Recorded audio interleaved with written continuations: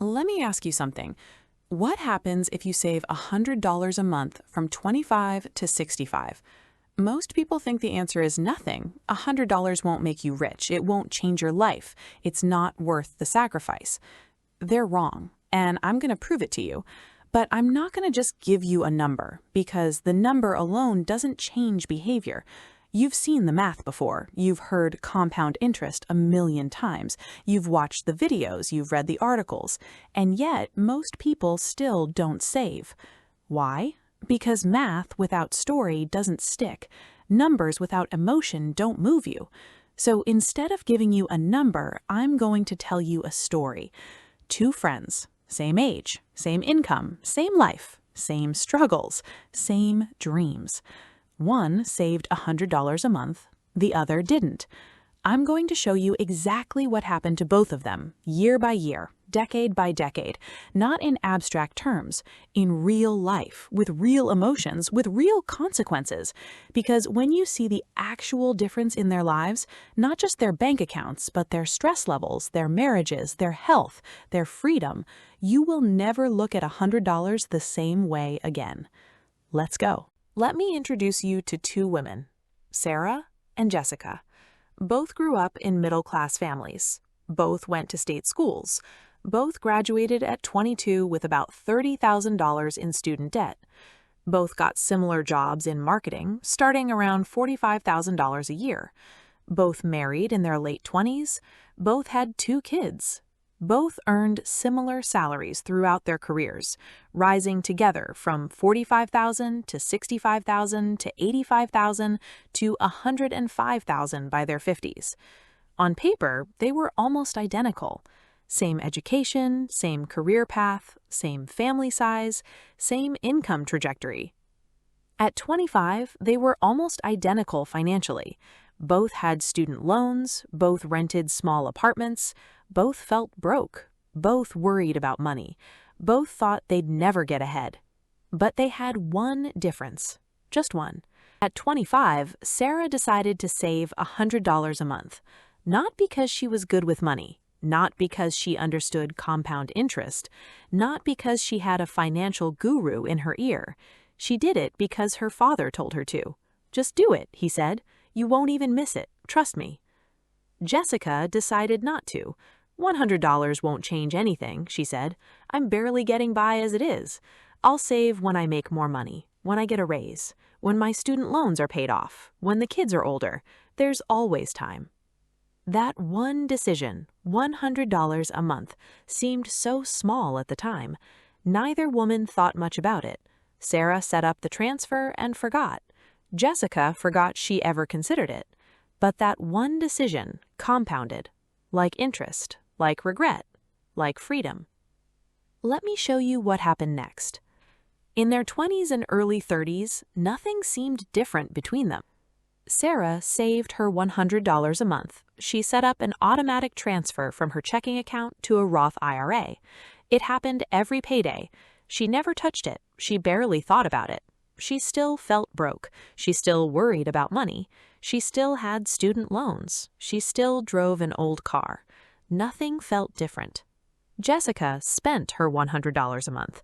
Nothing big or luxurious, just coffee here, takeout there, an extra drink on the weekend, a slightly nicer gift for her husband's birthday, a few more streaming subscriptions. She didn't even notice where the money went. It just disappeared. By age 30, Sarah had saved $6,000.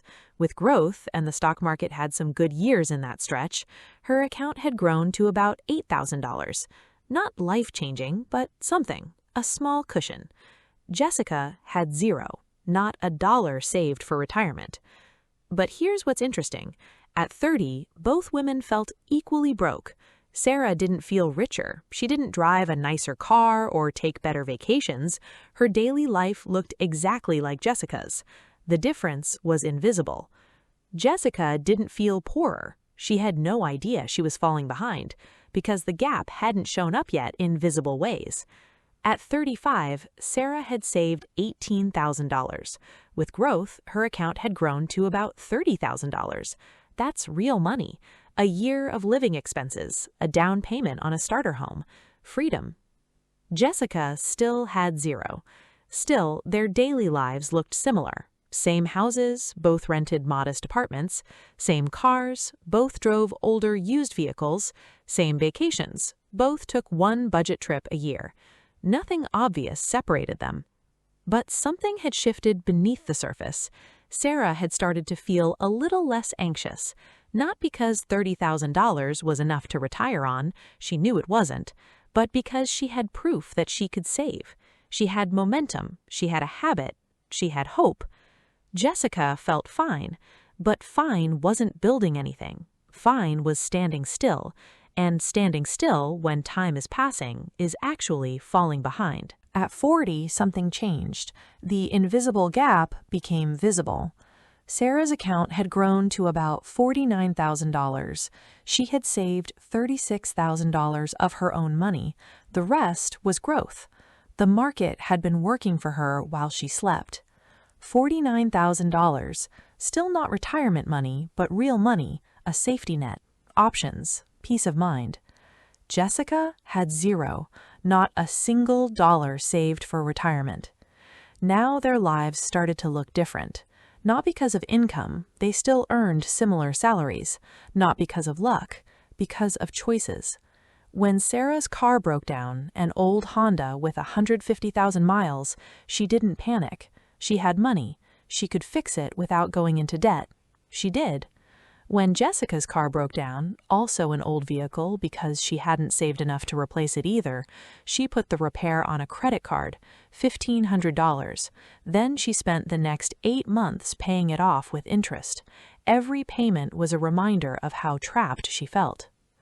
When Sarah wanted to take a vacation with her family, she could. She didn't go anywhere expensive, just a week at a beach rental driving distance from home, but she could do it. She set aside a little extra for a few months and went. When Jessica wanted to take a vacation, she couldn't. There was never extra money. There was always a credit card balance, always a repair, always something. At 45, Sarah's account had grown to about $76,000. She started thinking about retirement, not worrying, thinking, planning, running numbers, feeling hopeful for the first time. Jessica started worrying. She looked at her bank account, she looked at her age, she did the math for the first time, and she didn't like what she saw. She told herself she'd start saving next year, but next year kept coming, and Jessica kept not starting. At 50, the gap became undeniable. You could see it in their faces, in their stress levels, in their marriages, in their health. Sarah's account had grown to about $113,000. She could see retirement on the horizon, not close, but visible, a destination she was actually moving toward. Jessica had $5,000. She'd finally started saving, but she had to save $400 a month just to catch up to where Sarah was 10 years ago. $400, 4 times as much, for the same result. Now their lives looked very different. Sarah's house was almost paid off. She'd bought a modest 3-bedroom home in her 30s. Nothing fancy, a good school district for the kids, a reasonable mortgage. She never upgraded. She never needed to. The house was fine. The payments were manageable. Jessica upgraded twice. First to a bigger house in a nicer neighborhood, then to an even bigger house when her income went up. Each upgrade came with a larger mortgage, higher property taxes, more maintenance costs. She was house rich and cash poor. She loved showing photos of her home, but she hated opening her bank app. Sarah drove a 12-year-old Honda. It had dents, it made weird noises, but it ran. It was paid off. She didn't care what anyone thought. She was saving for her future, not impressing her neighbors. Jessica leased a new luxury SUV every 3 years. She loved the feeling of a new car, that new car smell, the compliments from friends, but she hated the payment. $600 a month, every month, forever. At 55, Sarah's account had grown to about $165,000. She was starting to feel excited. The finish line was in view. She could retire at 65, maybe earlier if she... Jessica had $15,000. She was starting to feel scared. Not anxious, scared. The kind of scared that keeps you awake at night. the kind of scared that makes you snap at your spouse, the kind of scared that ages you. At 60, the gap was a canyon. Sarah's account had grown to about $210,000. She was on track to reach $240,000 by 65, maybe more if the market cooperated. She still worked, but she liked her job. She didn't have to work.